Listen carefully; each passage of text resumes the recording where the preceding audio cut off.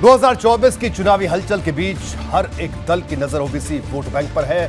पिछड़े समाज को अपने पाले में लाने के लिए सपा बसपा की अपनी अपनी रणनीति है, तो भाजपा की तैयारी शहर से लेकर गांव तक पिछड़ा समाज की मोर्चाबंदी करने की है।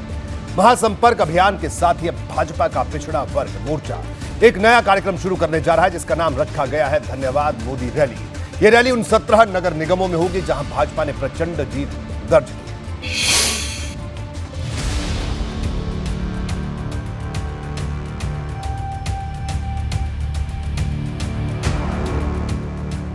जिस वोट बैंक के दम पर अखिलेश यादव भाजपा का विजय रथ रोकने की कोशिश में लगे हैं, उस वोट बैंक को लेकर अब भाजपा ने नया दांव चल दिया है।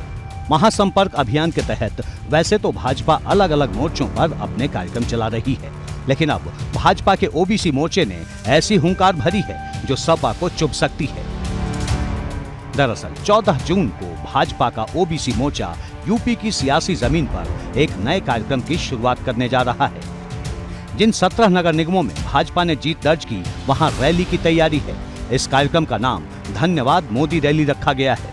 14 जून से शाहजहांपुर से इस धन्यवाद मोदी रैली की शुरुआत होगी। इसके साथ ही सभी 98 संगठनात्मक जिलों में ओबीसी सम्मेलन किए जाएंगे। देश के प्रधानमंत्री नरेंद्र मोदी जी के 9 वर्षों की सफलताओं को सेवा, सुशासन और गरीब कल्याण की योजनाओं के माध्यम से ओबीसी मोर्चा उत्तर प्रदेश में विभिन्न अभियानों को लेकर जाने वाला है। मोर्चे ने तय किया है कि हम उत्तर प्रदेश के सभी 17 निगमों में धन्यवाद मोदी सम्मेलन करके प्रबुद्ध जनों को देश और प्रदेश की सरकार की उपलब्धियों को बताएंगे। यूपी में ओबीसी वोट बैंक को हासिल करना हर दल की प्राथमिकता रहती है, क्योंकि यही वो धड़ा है जो सरकार बनाने और गिराने में अहम भूमिका निभाता है।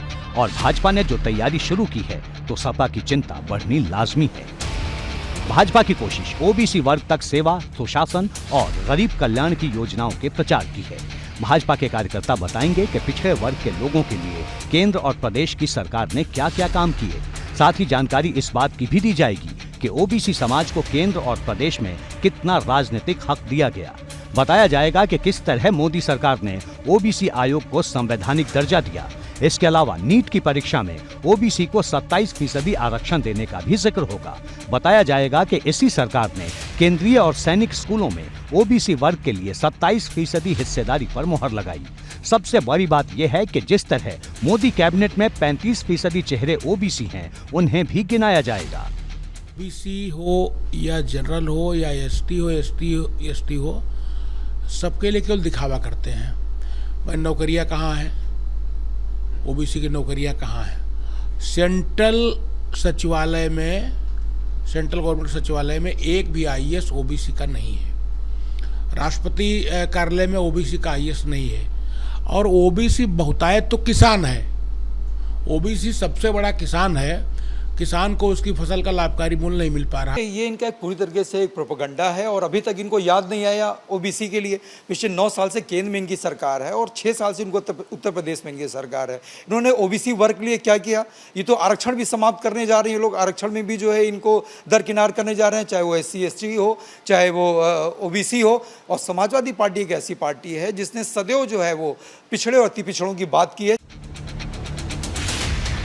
भाजपा की ये तैयारी सपा को इस वजह से चुभ सकती है क्योंकि ओबीसी वर्ग का वोटर ही सपा के लिए मुस्लिमों के बाद सबसे बड़ी ताकत माना गया है। हालांकि 2014 से भाजपा ने धीरे धीरे इसमें बड़ी सेंधमारी कर ली है, लेकिन सपा की कोशिश भी इस वोट बैंक को लगातार साधने की दिखाई देती है।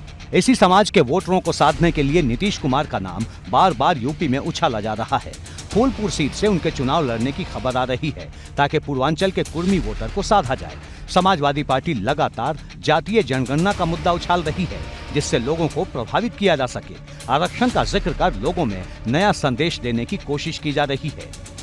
लोगों ने तो देखिए आप 9 सालों में झूठ के अलावा कोई काम तो किया नहीं है, केवल झूठ। और जनता को इतनी तकलीफें दी हैं हर वर्ग के लोगों पर, पिछड़े लोगों को, दलित लोगों को, अल्पसंख्यक मुसलमान भाइयों को, यहाँ तक कि व्यापारियों को भी कोई काम नहीं किया है। यूपी में पिछड़े वोट बैंक की लड़ाई बहुत पुरानी है। लेकिन इतने बड़े स्तर पर कभी ये लड़ाई सार्वजनिक नहीं हुई और अब यही वोट बैंक सियासत का सबसे बड़ा सार्वजनिक हथियार बन चुका है। एबीपी गंगा के लिए ब्यूरो रिपोर्ट।